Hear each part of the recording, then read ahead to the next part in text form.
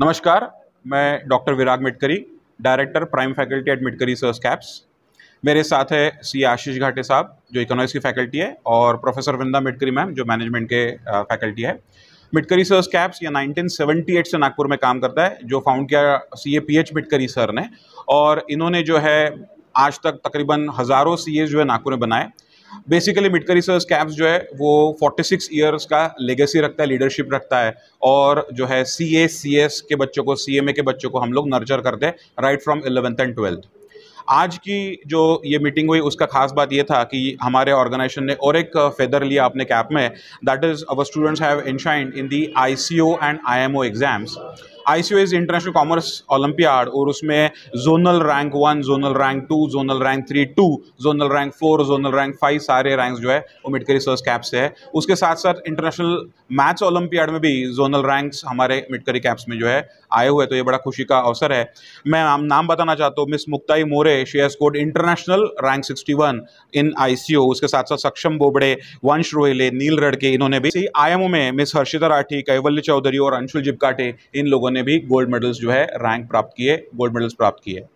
और जो आने वाले समय में बच्चे आना चाहते हैं कॉमर्स में, कई बार कन्फ्यूजन होता है, वो कन्फ्यूजन को दूर करने के लिए जो है 27 से 31 मई तक एक फ्री कॉमर्स फाउंडेशन प्रोग्राम इस एकेडमी में कोऑर्डिनेट किया है, अरेंज किया है, जिसमें कोई भी 10th का बच्चा जो अपीयर हुआ है या पास हुआ है वो आके जान सकता है कि कॉमर्स कैसा है, उसमें अकाउंट्स कैसा होता है, इकोनॉमिक्स कैसा होता है, मैनेजमेंट कैसा होता है, मैथ्स कितने हद तक लगता है।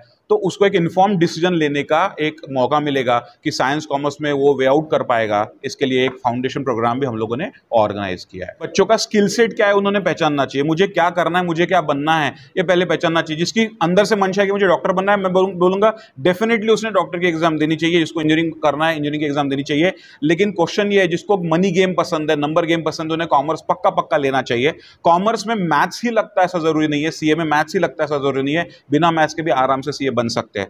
दूसरी एक बात, अगर हम CA CS ये प्रोफेशन करते हैं तो इस प्रोफेशन में डेफिनेटली हमें बहुत सारा फायदा होता है, क्योंकि इसकी जॉब अपॉर्चुनिटीज और इसके जो आगे करियर है ये बहुत ब्राइट है और फ्यूचर बहुत अच्छा है। इसलिए बच्चों ने इवैल्यूएट करने के पहले, अपना लाइन, अपना फील्ड डिसाइड करने के पहले, साइंस क्या है, कॉमर्स क्या है, साइंस की अपॉर्चुनिटीज क्या है, वैसे ही कॉमर्स में क्या क्या अपॉर्चुनिटीज है कम से कम वो जान लेना चाहिए, उसके बारे में अपना ओपिनियन ले लेना चाहिए, और उसके बाद उन्हें डिसीजन लेना चाहिए 10वीं का क्या है।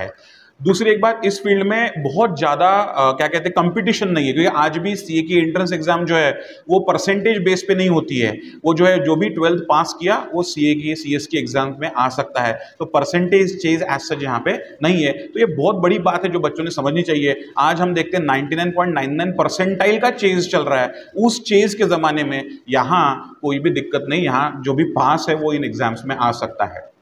लास्ट बात मैं ये बताना चाहता हूँ कि इन बच्चों में एनर्जी बहुत ज़्यादा है, इन बच्चों का कैलिबर बहुत ज़्यादा है, इसको सही तरीके से चैनलाइज करना ये अपना काम होता है।